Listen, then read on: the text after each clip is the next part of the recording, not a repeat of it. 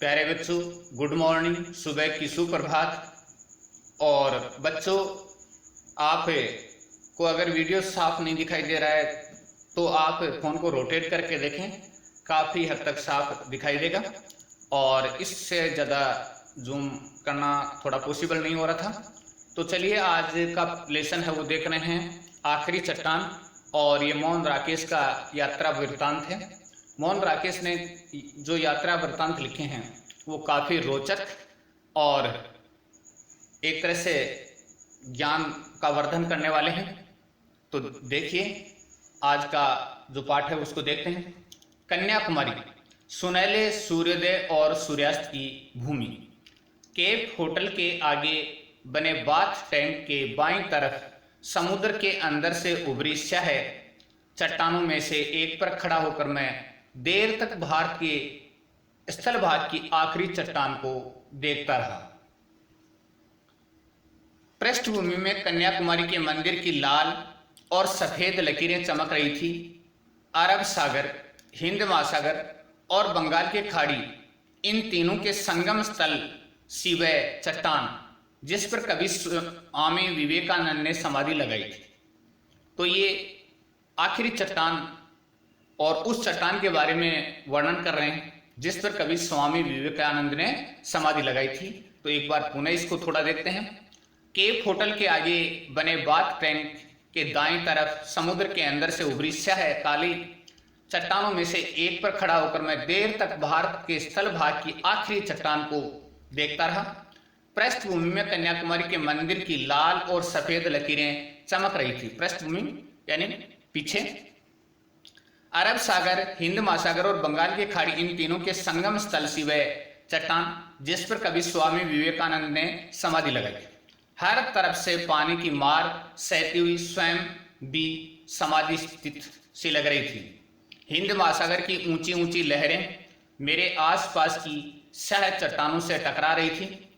स्याह यानी काली चट्टानों से टकरा रही थी। और लहरें किस महासागर की थी? हिंद महासागर की। बल खाती लहरें रास्ते की नुकीली चट्टानों से कटती हुई आती थी, जिससे उनके ऊपर चूरा बूंदों की जालियां बन जाती थी। चूरा बूंदों की जालियां बन जाती थी यानी छोटी छोटी बूंदें हैं वो चारों तरफ फैल जाती थी। मैं देख रहा था और अपनी पूरी चेतना से महसूस कर रहा था शक्ति का विस्तार, विस्तार की शक्ति यानी शक्ति का विस्तार और विस्तार की शक्ति। तीनों तरफ से क्षितिज तक पानी ही पानी। क्षितिज उस स्थान को कहते हैं जहां धरती और आसमान मिले हुए दिखाई देते हैं। यानी धरती और आसमान जहां पर मिले हुए दिखाई देते हैं उस स्थान को क्या कहते हैं? क्षितिज कहते हैं। फिर भी सामने का क्षितिज हिंद महासागर का अपेक्षाया अधिक दूर और अधिक गहरा जान पड़ता था। लगता था कि उस और दूसरा छोर है ही नहीं, दूसरा किनारा है ही नहीं। तीनों ओर के क्षितिज को आंखों में समेटता मैं कुछ देर भूला रहा कि मैं हूं, कि मैं हूं।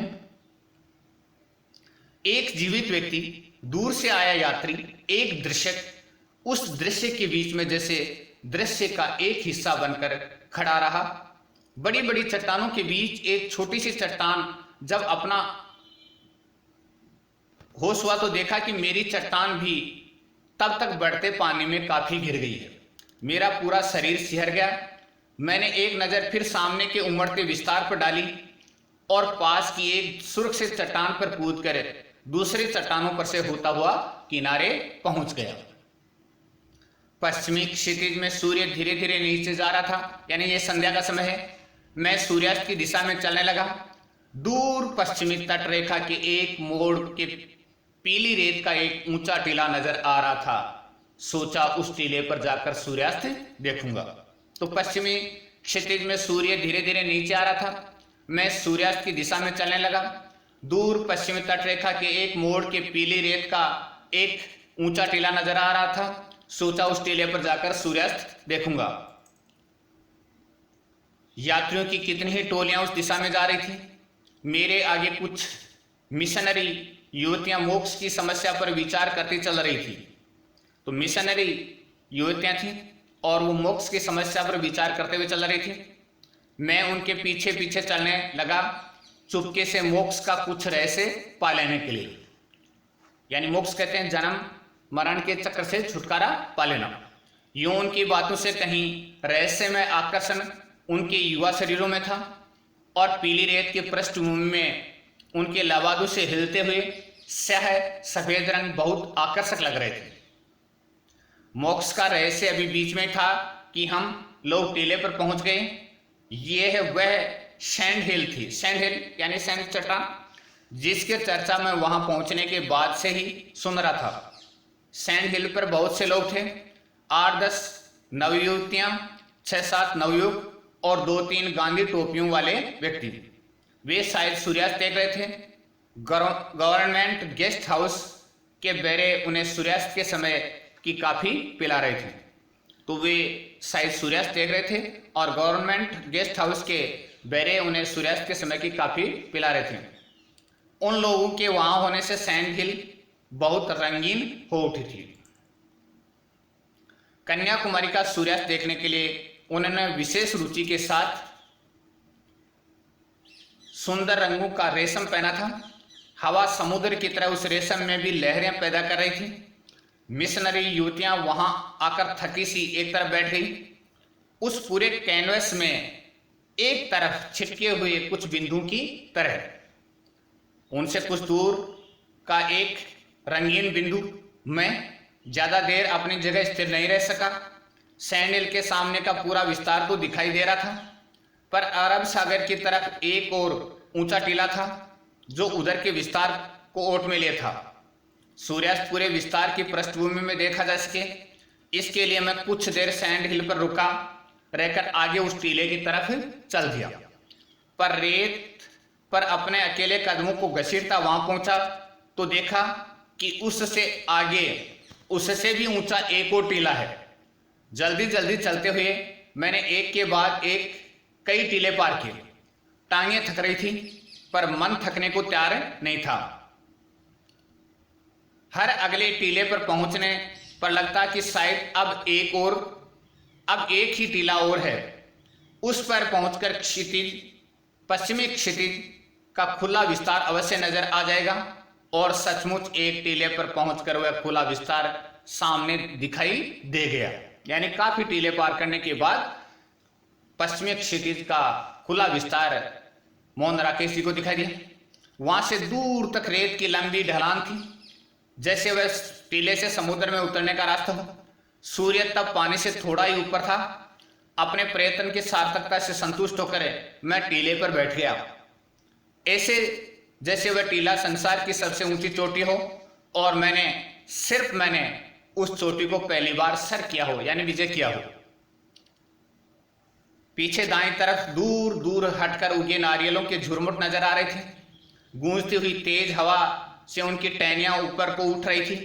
आकाश की तरफ उठकर हिलती हुई वे टहनियां ऐसे लग रही थी जैसे उन्मुक्त रति के क्षणों में, यानी प्रेम के क्षणों में किन्नगन वन युवतियों की बाहें पश्चिमी तट के साथ साथ सूखी पहाड़ियों की एक श्रृंखला दूर तक चली गई थी। तो सूखी पहाड़ियों की श्रृंखला भी दूर तक चली गई थी, जो सामने फैली रेत के कारण बहुत रूखी, बिहड़ और वीरान लग रही थी। सूर्य पानी की सतह के पास पहुंच गया था। सुनहली किरणों ने पीली रेत को एक नया रंग दे दिया था। यानी सूर्यास्त हो रहा है और उस समय का यह दृश्य है, उसका वर्णन करें। उस रंग में रेत इस तरह चमक रही थी जैसे अभी अभी उसका निर्माण करके उसे वहां उड़ेला गया हो, यानी सोने की तरह वो रेत चमक रही हो। मैंने उस रेत पर दूर तक अपने पैरों के निशानों को देखा। लगा जैसे रेत का कुंवारापन पहली बार उन निशानों से टूटा हो। इससे मन में एक सिहरन भी हुई, हल्की उदासी भी घिराई कि इस रेत पर पहली बार कोई मनुष्य आया तो वह आया है लेखक। सूर्य का गोला पानी की सतह से छू गया। पानी पर दूर तक सोना ही सोना ढुल आया, यानी पानी का रंग है वो सुनहला हो गया। पर वह रंग इतनी जल्दी जल्दी बदल रहा था कि किसी भी एक क्षण के लिए उसे एक नाम दे सकना असंभव था। सूर्य का गोला जैसे एक बेबसी में पानी के लावे में डूबता जा रहा था। पानी का लावा यानी गर्म। धीरे धीरे वह पूरा डूब गया। और कुछ क्षण पहले जहां सोना बह रहा था वहां अब लहू बहता नजर आने लगा, यानी लाल काला। कुछ और क्षण बीतने पर वह लहू भी धीरे धीरे बैंगनी और बैंगनी से काला पड़ गया, यानी अंधेरा छाने लगा। फिर मैंने एक बार मुड़कर दाईं तरफ पीछे देखा, यानी मुड़कर पीछे दाईं तरफ देख लिया। नारियलों की टहनियां उसी तरह हवा में ऊपर उठी थी। तो नारियलों की टहनियां उसी तरह हवा में ऊपर उठी थी, हवा उसी तरह गूंज रही थी, पर पूरे दृश्य पट पर स्याह फैल गई थी, यानी अंधेरा फैल गया।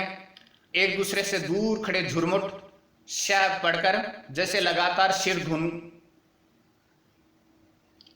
रहे थे, यानी सिर धुनना, सिर में एक तरह से हाथ फेरना, और हाथ पैर फटक रहे थे। मैं अपनी जगह से उठ खड़ा हुआ और अपनी मुट्ठियां भींचता खोलता कभी उस तरफ और कभी समुद्र की तरफ देखता रहा। अचानक ख्याल आया कि मुझे वहां से लौटकर भी जाना है। इस ख्याल से ही शरीर में कंपकपी भर गई। दूर सैंड हिल की तरफ देखा, वहां शहर में डूबे कुछ धुंधले रंग हिलते नजर आ रहे थे। मैंने रंगों को पहचानने की कोशिश की, पर उतनी दूर से आकृतियों को अलग अलग कर सकना संभव नहीं था। मेरे और उन रंगों के बीच स्याह पड़ती रेत के कितने ही टीले थे। मन में डर समाने लगा कि क्या अंधेरा होने से पहले मैं उन सब टीलों को पार करके जा सकूंगा। कुछ कदम उस तरफ बढ़ा भी, पर लगा कि नहीं, उस रास्ते से जाऊंगा तो शायद रेत में भटकता रह जाऊंगा। इसलिए सोचा बेहतर है नीचे समुद्र तट पर उतर जाऊं। तट का रास्ता निश्चित रूप से केप होटल के सामने तक ले जाएगा। निर्णय तुरंत करना था, इसलिए बिना और सोचे मैं रेत पर बैठकर नीचे तट की तरफ फिसल गया। पर तट पर पहुंचकर फिर कुछ क्षण बढ़ते अंधेरे की बात भुला रहा। कारण था तट की रेत। यूं पहले भी समुद्र तट पर कई रंगों की रेत देखी थी, सुरमई, खाकी, पीली और लाल, मगर जैसे रंग उस रेत के थे वैसे मैंने कभी कहीं की रेत के नहीं देखे थे, यानी मगर जैसे रंग उस रेत के थे वैसे मैंने पहले कभी कहीं की रेत के नहीं देखे थे। कितने ही अनाम रंग थे वे, कितने ही अनाम रंग थे वे, एक एक इंच पर एक दूसरे से अलग, और एक एक रंग कई रंगों की झलक लिए हुए। काली घटा और काली लाल आंधी को मिलाकर रेत के आकार में ढाल देने से रंगों के जितने तरह के अलग अलग सम्मिश्रण पाए जा सकते थे वे सब वहां थे, और उनके अतिरिक्त भी बहुत से रंग थे। मैंने कई अलग अलग रंगों की रेत को हाथ में लेकर देखा और मसल कर नीचे गिर जाने दिया। जिन रंगों को हाथों से नहीं छू सका उन्हें पैरों से मसल दिया। मन था कि किसी तरह हर रंग की थोड़ी थोड़ी रेत अपने पास रख लूं, पर उसका कोई उपाय नहीं था। ये सोचकर कि फिर किसी दिन आकर उस रेत को बटोरूंगा, मैं उदास मन से वहां से आगे चल दिया। समुद्र में पानी बढ़ रहा था। तट की चौड़ाई धीरे धीरे कम होती जा रही थी। एक लहर मेरे पैरों को भिगो गई तो सहसा मुझे खतरे का एहसास हुआ। मैं जल्दी जल्दी चलने लगा। तट का सिर्फ 3-4 फुट हिस्सा पानी से बाहर था। लग रहा था कि जल्दी ही पानी उसे अपने अंदर संभालेगा। एक बार सोचा कि खड़ी रेत से होकर फिर ऊपर चला जाऊं, पर वह स्याह पड़ती रेत इस तरह दीवार की तरह उठी थी कि उस रास्ते ऊपर जाने की कोशिश करना ही बेकार था। मेरे मन में खतरा बढ़ गया। मैं दौड़ने लगा।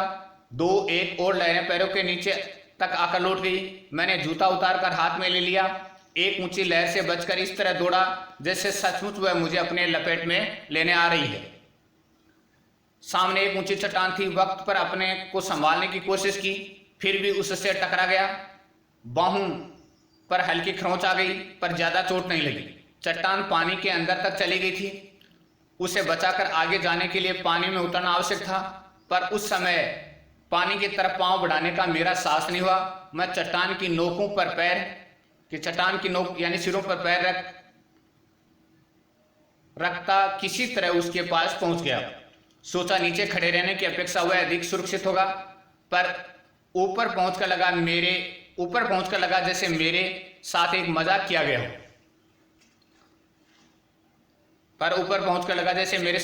गया हो। चट्टान के उस तरफ तट का खुला फैलाव था, लगभग 100 फुट का। कितने ही लोग वहां टहल रहे थे। ऊपर सड़क पर जाने के लिए वहां से रास्ता भी बना था। मन से डर निकल जाने से मुझे अपने आप काफी हल्का लगा और मैं चट्टान से नीचे कूद गया। रात के होटल का लान, अंधेरे में हिंद महासागर को काटती हुई कुछ स्याह लकीरें, एक पौधे की टहनियां, नीचे सड़क पर टार जलाता बुझाता एक आदमी, दक्षिण पूर्व के क्षितिज में एक जहाज की मंदिर सी रोशनी। मन बहुत बेचैन था, बिना पूरी तरह भीगे सूखती मिट्टी की तरह। जगह मुझे इतनी अच्छी लगी थी कि मन था अभी कई दिन कई सप्ताह वहां रहूं, पर अपने भुलक्कड़पन की वजह से एक ऐसी हिमाकत कराया था कि लग रहा था कि वहां से तुरंत लौट जाना पड़ेगा। अपना सूटकेस खोलने पर पता चला था कि कानाकोर में 17 दिन रहकर जो 80-90 पन्ने लिखे थे वे वहीं मेज की दराज में छोड़ आया हूं। अब मुझे 2 में से एक को चुनना था।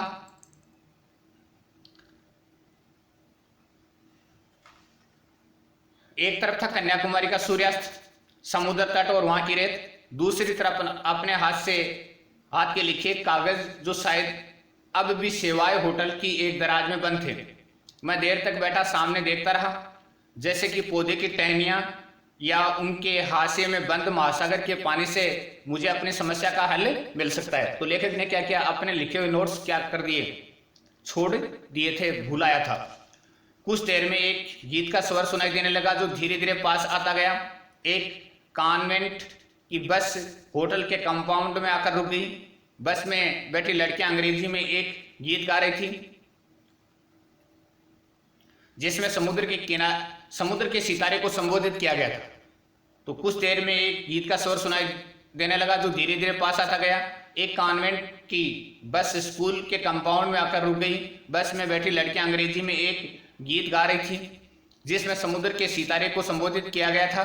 उस गीत को सुनते हुए, दूर जहाज की रोशनी के ऊपर एक चमकते सितारे को देखते हुए मन और उदास होने लगा।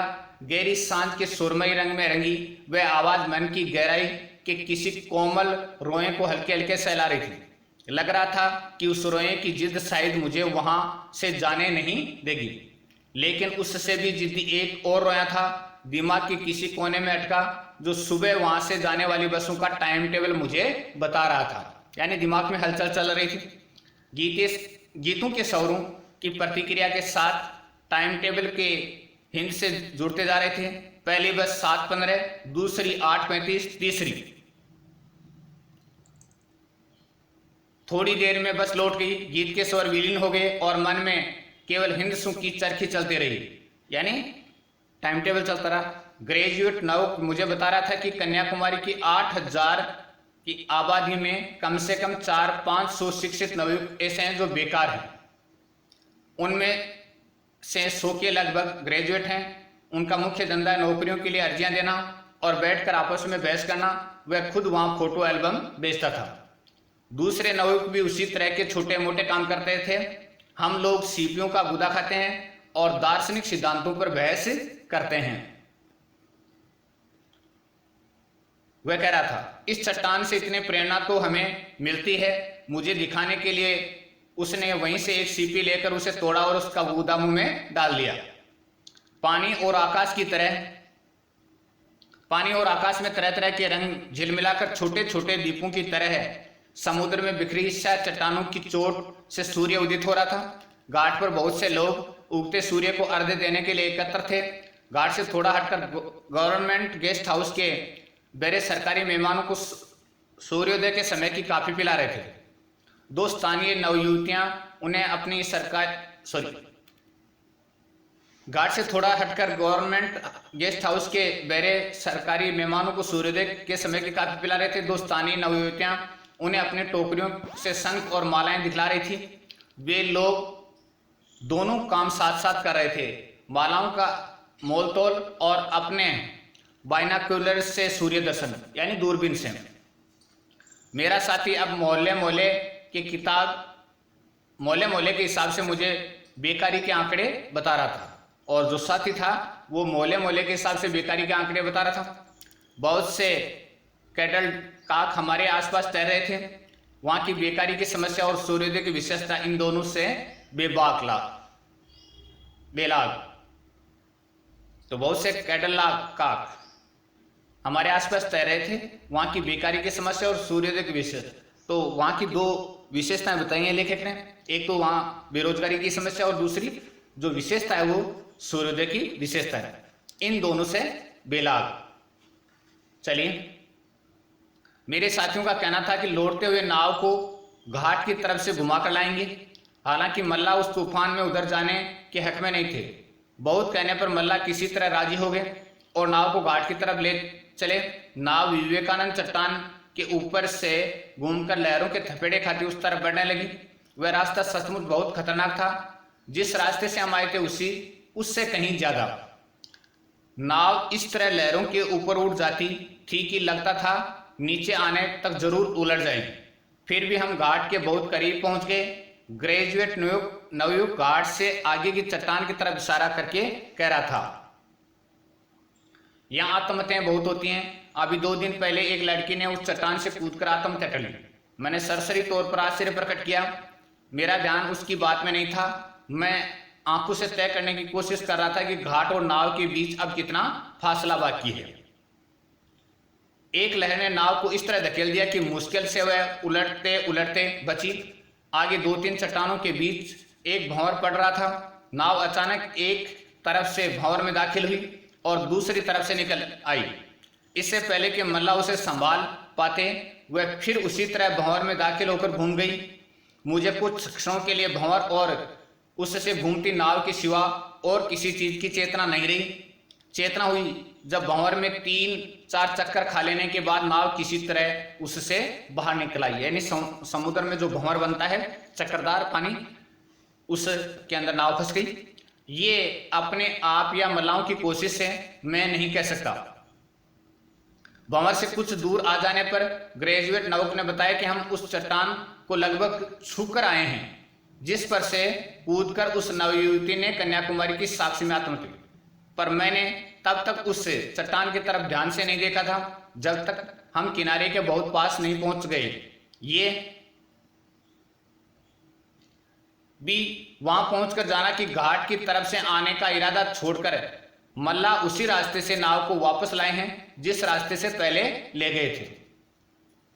कन्याकुमारी के मंदिर में पूजा की घंटियां बज रही थी। भक्तों की एक मंडली अंदर जाने से पहले मंदिर की दीवार के पास रुककर उसे प्रणाम कर रही थी। तो कन्याकुमारी के मंदिर में पूजा की घंटियां बज रही थी। भक्तों की एक मंडली अंदर जाने से पहले मंदिर की दीवार के पास रुककर उसे प्रणाम कर रही थी। सरकारी मेहमान गेस्ट हाउस की तरफ लौट रहे थे। हमारी नाव और किनारे के बीच हल्की धूप में कई एक नाव के पाल और कैडल काकों के पंख एक से चमक रहे थे, यानी बड़ी नाव। मैं अब भी आंखों से बीच की दूरी नाप रहा था और मन में बसों का टाइम टेबल दोहरा रहा था। तीसरी बस 9:40 पर चौथी, यानी साथ में समय का भी हिसाब लगाता जा रहा। उसके बाद एक शाम और वहां रुककर कनाकोर लौट गया। वहां जाकर अपने लिखे कागज मिल तो गए, पर तब तक चौकीदार ने उन्हें मोड़कर उनकी कॉपी बना ली थी। तो नोट्स मिल तो गए, लेकिन चौकीदार ने क्या किया, मोड़कर कॉपी बना ली। कागजों पर लिखाई एक तरफ थी, इसलिए उनके खाली हिस्सों पर उसने अपना हिसाब लिखना शुरू कर दिया। जब मैंने वह कॉपी उससे ली तो उसे शायद उससे कम निराशा नहीं जितनी कन्याकुमारी पहुंचकर अपना सूटकेस खोलने पर मुझे हुई थी। तो उस चौकीदार को भी निराशा हुई क्योंकि उसका क्या हो गया था, हिसाब चला गया। तो धन्यवाद दोस्तों, आज की वीडियो में इतना ही। अगले वीडियो में फिर मिलते हैं एक नए पाठ के साथ। और यह था आखिरी चट्टान तक यात्रा वृत्तांत, जिसमें मोहन राकेश ने बहुत ही संजीदगी से अपनी यात्रा का वर्णन किया है।